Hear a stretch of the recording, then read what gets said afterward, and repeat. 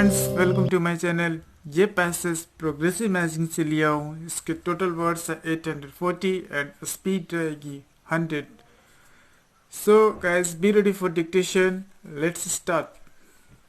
I do not know much about international law, but every person who has to dabble in public affairs inevitably comes up against it and has to take the advice of experts.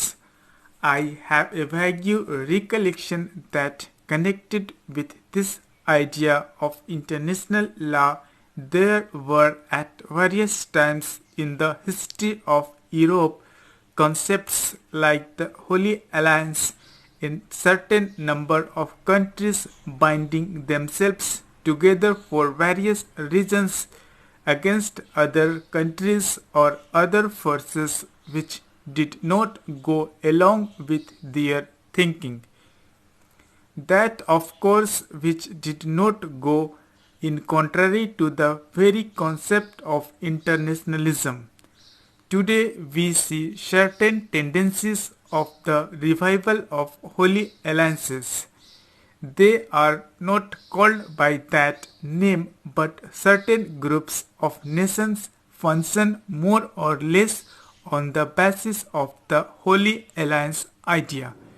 They consider themselves the center of the world and expect other countries to fall in line.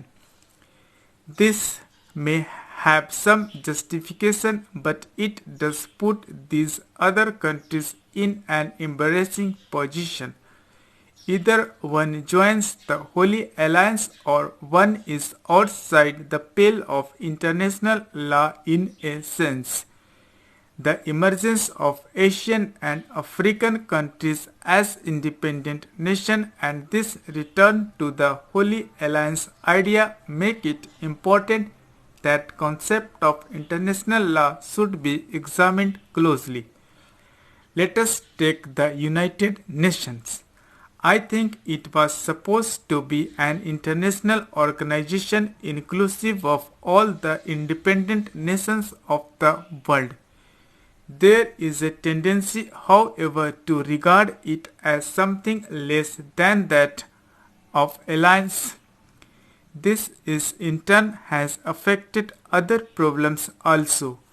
Politicians and statesmen who discuss such problems are naturally influenced by their political approach, and so we do not get what might be called a scholarly objective estimate. Further, it so happens that we generally get is the non-Asian or non-African side. I respect that side, but it is possible that the scholars of that persuasion might not bear in mind some aspects which would be obvious to Asian scholars and jurists. Therefore, it is desirable that the various aspects of international law should be considered objectively and in a scholarly manner. The eminent lawyers and jurists of Asia and Africa.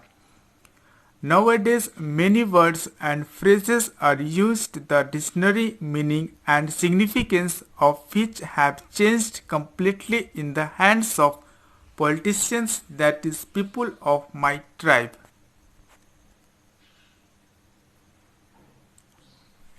We used to know, for example, what belligerency was. Belligerency, I believe, is defined as waging a regular and recognized war. It must be regular and it must be recognized, otherwise I suppose it is guerrilla fighting, which is not belligerency. And in so far as a state or rulers are concerned, the opposite of belligerency used to be neutrality, that is not siding with a power which is belligerent or which is waging an active and recognized war. Yet delegates here must know how vaguely the word neutrality or neutralism, as it is sometimes called, is used now, sometimes as a term of abuse, sometimes in a different way but mostly in a manner which does not describe what is meant exactly.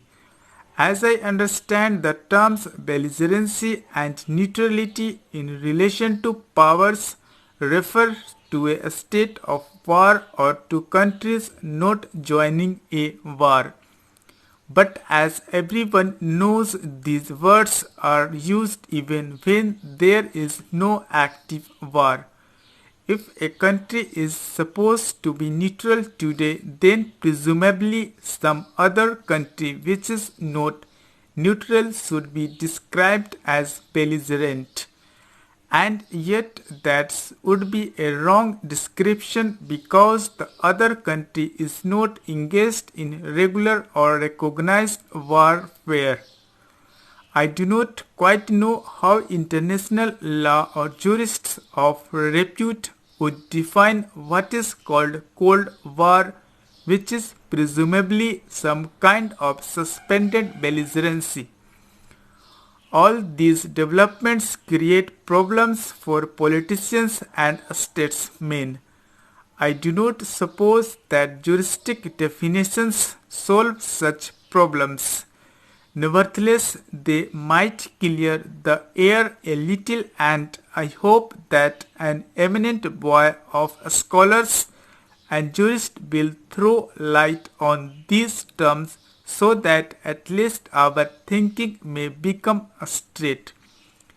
As I said, we find today a return to some extent to the idea of the old Holy Alliance backed by military pacts and economic measures. I should say that there is more than one Holy Alliance. Behind all this lies enormous danger to the world in case of war. I take it that international law is meant primarily to prevent war. Its purpose is to settle problems and disputes by methods other than war. War is an absence of law. It is true that so far international law does not have behind it the same strength that domestic law does. But its main purpose is the avoidance of war.